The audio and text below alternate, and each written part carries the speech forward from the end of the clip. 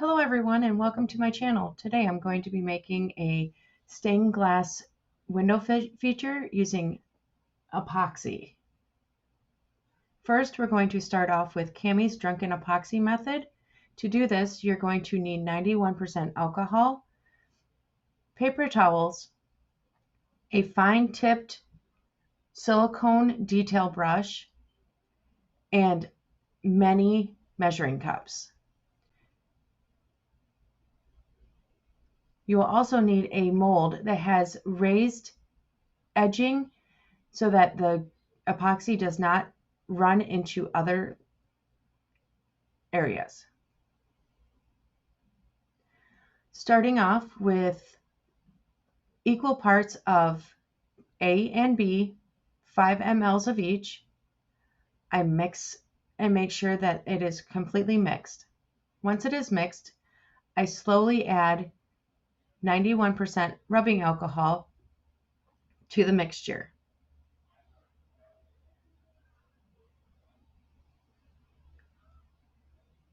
Stirring and adding until you get a water consistency.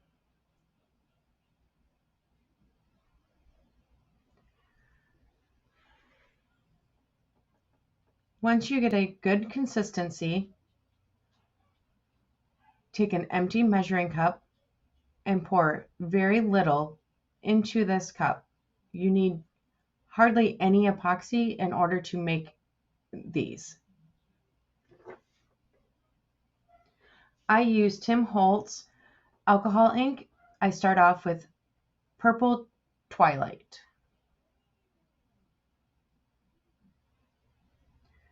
I add 2 drops of alcohol ink. You can add more or you can add less depending on how pigmented the ink is.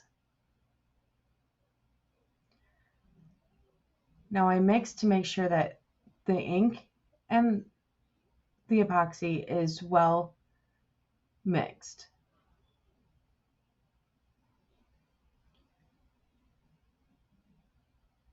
Using my detail brush, I now fill in the little details, starting at the edges and slowly filling in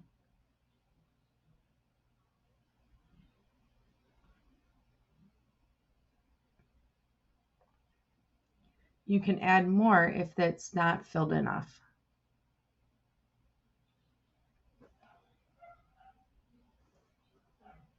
And here again, I'm adding color to one of the little details, starting on the edges and working my way in.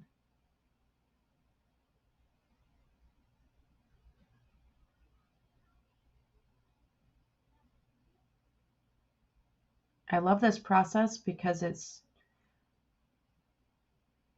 easier to get the detail that you like without dry brushing that gets everywhere.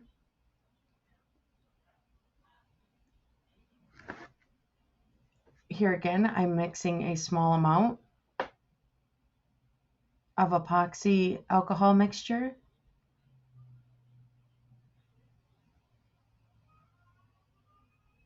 and cranberry alcohol ink from Tim Holtz.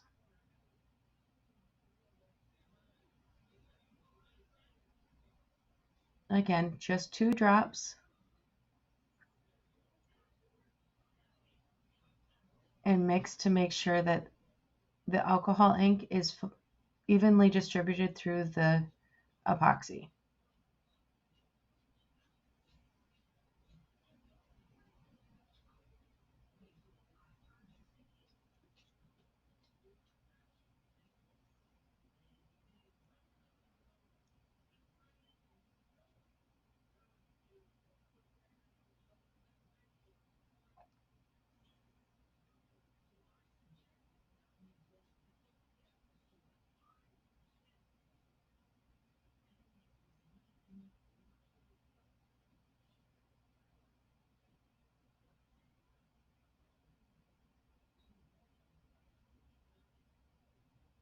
You just continue to fill in little areas.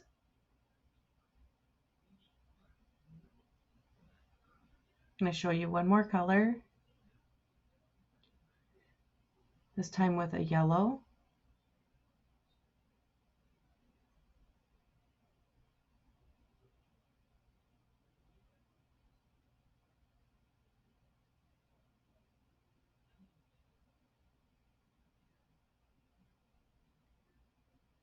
Starting on the edges and moving my way in.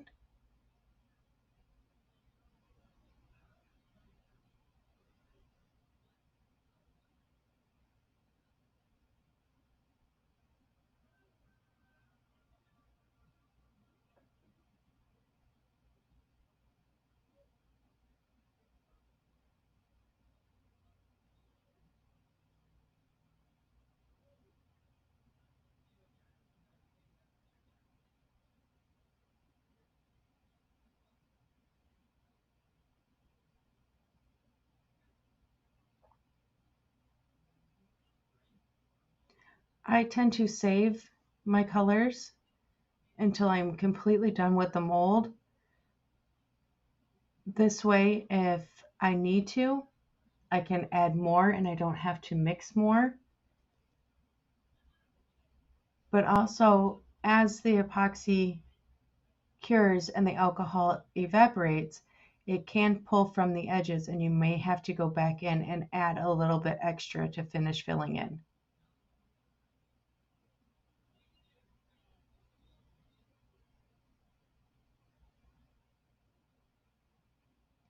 As you can see, there's still quite a bit left.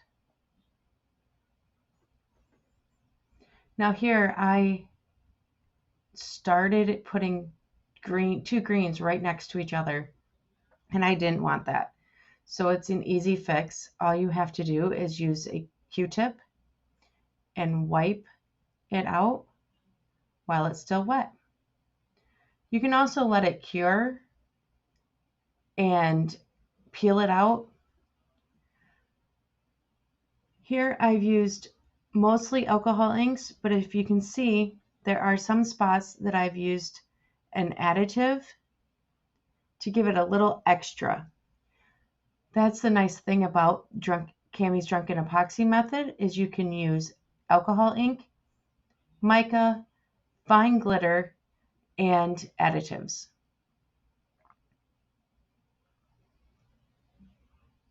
Once it's completely filled, we wait 12 hours for it to completely cure. Now that it's cured, I'm going to do the outside rim,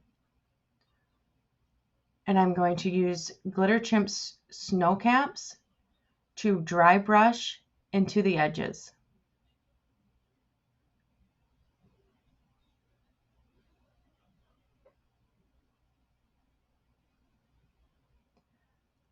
I could have added this mica to more Drunken Epoxy and filled it that way, but I wanted the nice translucent look.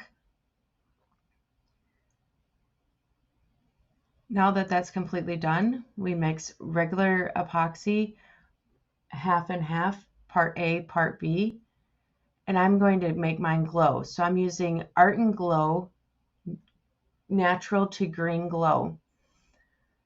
Because I'm using a white to glow, it'll show up clear until it is glowing.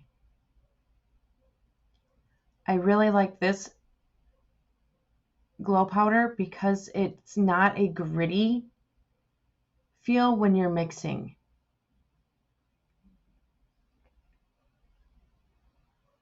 And I really wanted this to glow, so I used 2 scoops and mixed thoroughly.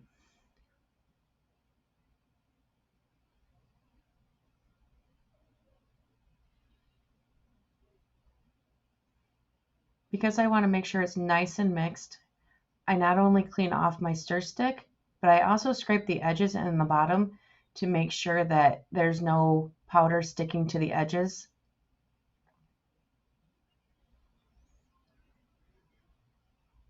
And now we pour.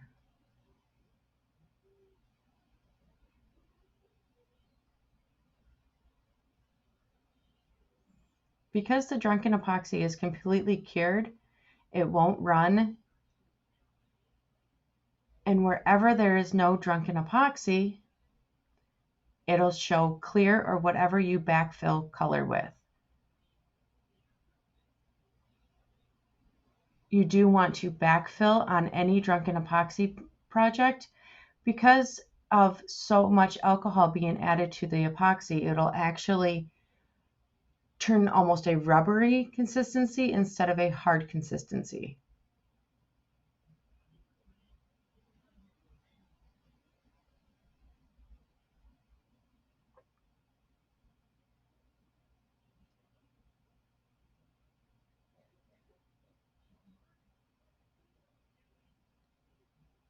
Once I get the mold nice and filled,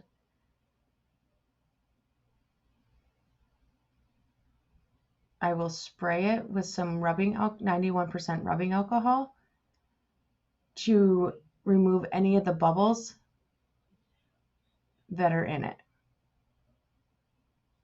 I'll repeat this process several times through the curing to make sure that it's a nice clear finish.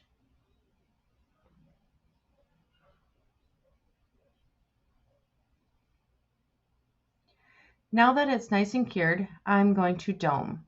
I like the nice shiny effect that doming does. And here is the way I dome. A lot of people do it differently. I use colored Elmer's glue, a flat paintbrush, and a mixing cup.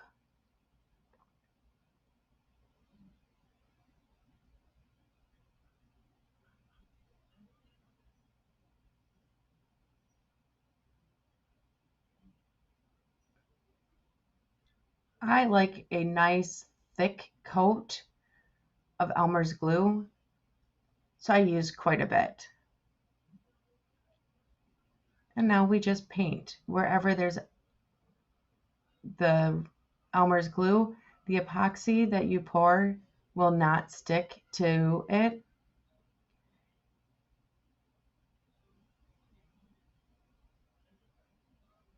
It ends up making it so that you don't have to sand your project between coats.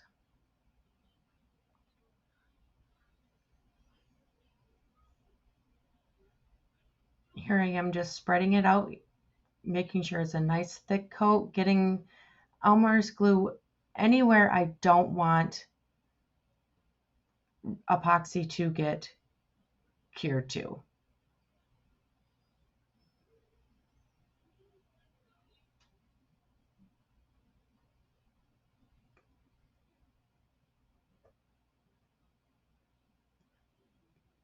I also do the edging because I know with this mold, it does like to run off the edges and get into crevices that I don't want to have to cut or sand later. Once I'm completely done coating, I then put it on top of my mixing cup and let dry. Now that it's dry, I just use clear KS resin epoxy and cover the top, making sure that I get to the edges so it's a nice even coat. And going to the edges first, then you can fill in any spots like this that's missing.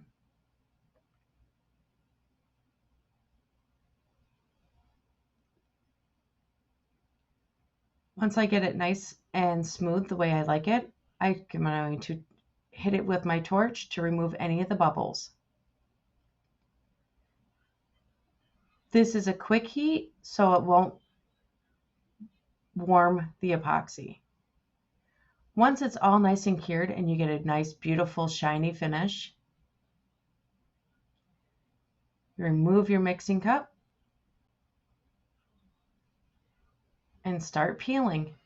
As you can see, there's the bubbles from it running off the edge. But because I put the glue on there, they are going to come right off and I won't have to sand this.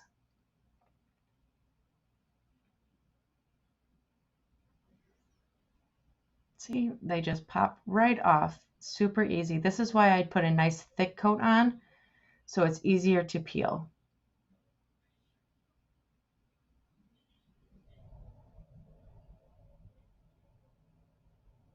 Right here it got really thin, so it was more difficult to peel off.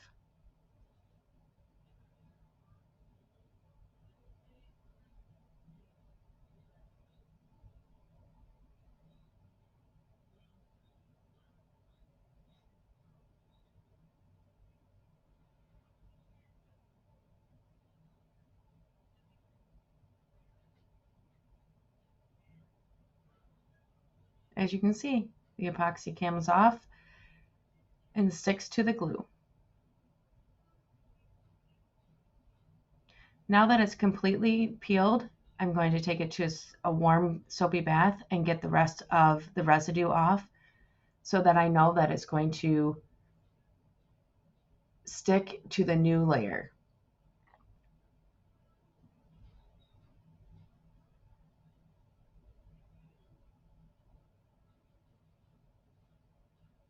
Now that both sides are domed and we have a nice smooth finish on both sides, now we're going to apply our hardware. You're going to need some needle nose pliers, a hand drill,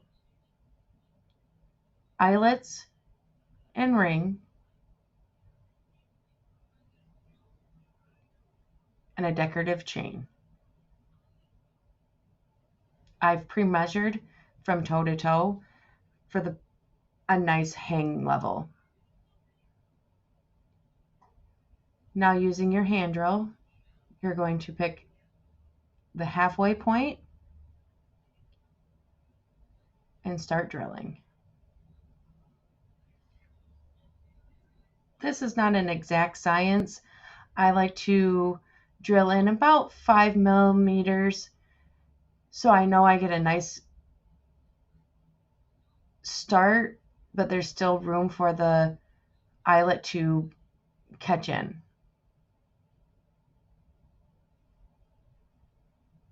Cleaning your drill and the hole out and periodically through the process.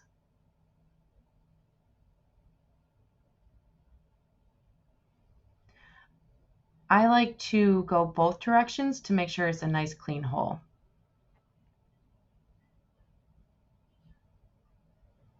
Again, halfway.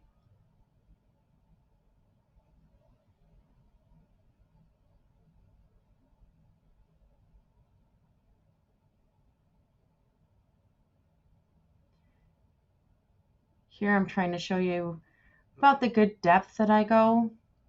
It's kind of difficult with my camera. And of course, my drill decides to loosen.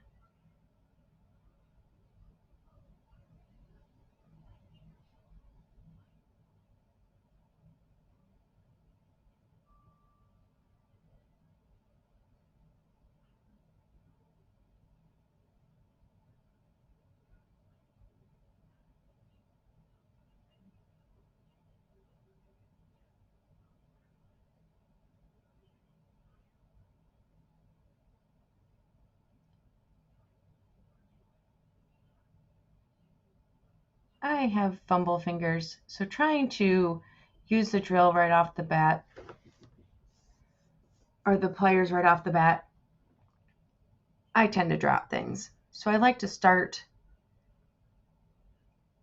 screwing in the eyelets by finger, and then I apply pressure and twist with the pliers to make sure it's getting a nice bite and getting all the way screwed in.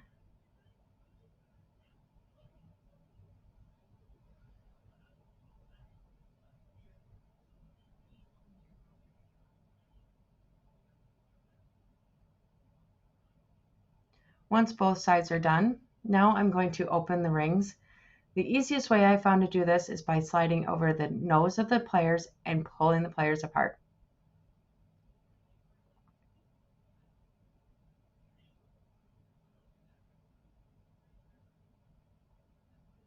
As you can see, sometimes it's easier said than done.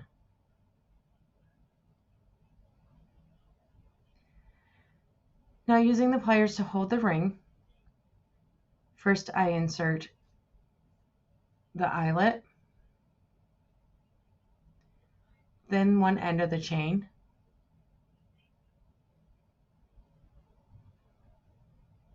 and close the ring.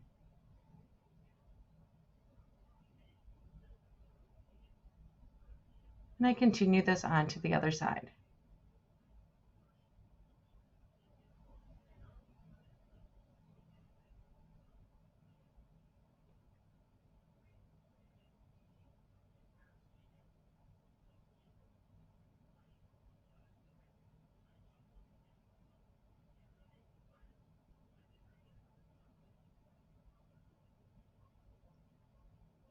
And that completes our stained glass sun catcher.